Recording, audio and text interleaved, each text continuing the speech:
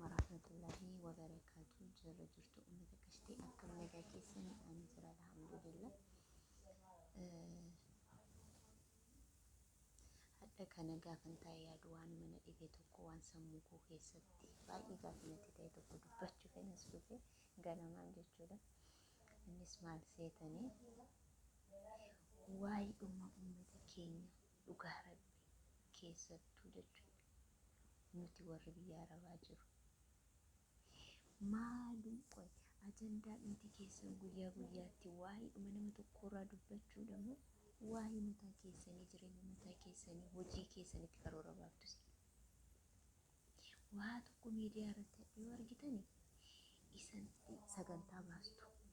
Kanarratti maal hojjechuun qabaa? Ekelee kana akkamittiin arrabsuu qabaa? Akkamitti maqaa isaa balleessee miidiyaa kanarra oofuu qaba? Akkamitti sheerii gochuu qaba?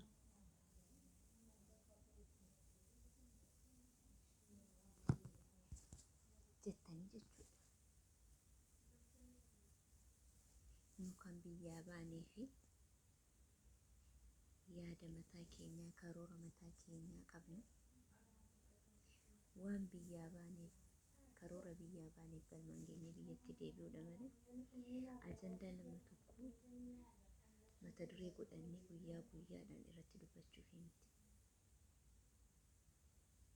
Isin yoo beekumsa qabaattan ogummaa garaagaraa qabaattan miidiyaa kanarratti jechuudha. Yuutuubii isa ta'u, tiktookii isa ta'u, kan fedhe haa ta'u bakka sooshaal miidiyaa kan jedhan hundumarratti jechuudha. Bakka namni beekumsuma qabu tokko nama sanaaf dabarsee nama tokkoof dabarsee beekumsa ati miidiyaa kanarratti jechuudha. Nama tokkoof dabarsitee namni tokko sun yoo irraa fayyadame siif waa qaba. Garuu maqaa nama tokkoo jechuudha. Namni tokko utuu isin hin gahin dhaxxaniituma utaaltanii mataa isaarra baatanii ekelee kun wanti isin irraa beektan hin jiru. Amma waa'ee Ikiraamii irraa maal beektu isin? Waa'ee Ikiraamii fi waa'ee Abuustiraa wanti isin beektan jira ammas wanti isin ga'u jira. Isiidhaaf fira moo isa sana Abuustiraadhaaf fira isin? Jara adda baasuudha kan miidiyaa kanarra. Dhugaa dubbachuuf karaan nama hin tuttu. Nama taragaaggaatuudha. Hin jiru miti miidiyaa kanarratti kan amantaadhaan maaliin uffannaadhaan waan fedhe nama arrabsaa oolan gandaan sabaaf saba kan walitti buusan amantaaf amantaa kan walitti laaqaa oolan hojii godhatanii jechuudha. Akka waan nama arrabsuu maqaa namaa balleessuu kana karoorfatan akka nama biyyaa ba'ee jechuudha. Karoorri nu biyyaa baaneef kan biraati garuu gaafa dhufanii sooshaal miidiyaa kanarratti baane karoora itti baafatu bakka nama arrabsuu maqaa namaa balleessuu maqaa namaa xureessuu kan ajandaa godhatanii guyyaa guyyaatti sagantaan ba'aa oolu kan manatti fakkaata sooshaal miidiyaa kanarratti jechuudha. Sooshaal miidiyaa kanarratti barumsa gaariitu dabarsanii gorsa gaariitu dabarsanii namni irraa fayyadamee bu'aa qaba.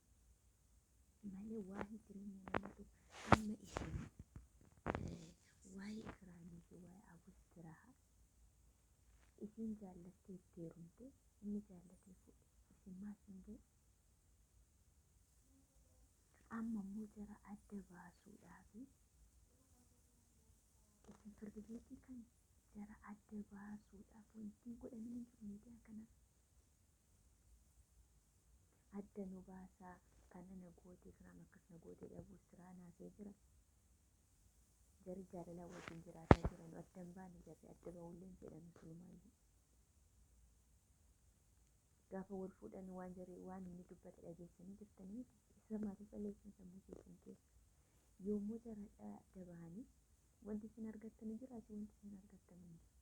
Dhugaa rabbi kun keessattuu saba Oromoo irraan bareedu. Isin waan namni tokko sheer godha dabarsitanii sheer hin godhina dhugaa rabbi.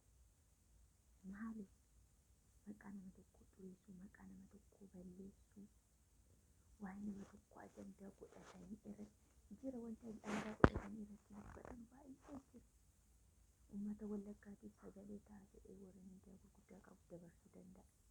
Sanarratti maaliif hin hojjettan? Isa maaliif ajandaan godhattan? Waa'ee jireenya biyya keenyaa sana keessatti waa'ee qaala'insa jireenyaa irratti waa'ee biyya keenya nagaa dhabuu irratti sarama ajanda godhatanii dhufan. Waa'ee kiraanii fi abustiraa wanti isin galchuu hin jiru. Isin galchu waa'een jara dhugaa rabbi. Nama akkana godhu kana rabbi qalbii isiniif haa kennu.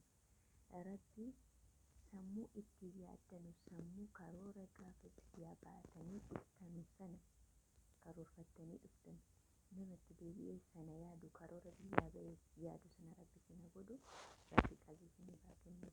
Namni waan hin taane miidiyaa kanarratti sheerii godha. Isaa ofirraa dhiisaa sinirraan bareedu waan gaarii sheerii godha. Beekumsa addaa ogummaa addaa qabaattan immoo isa barreessaati isa barsiisaati namaaf sheerii godha. Waan hin taane sheerii hin godhina dhugaa rabbi.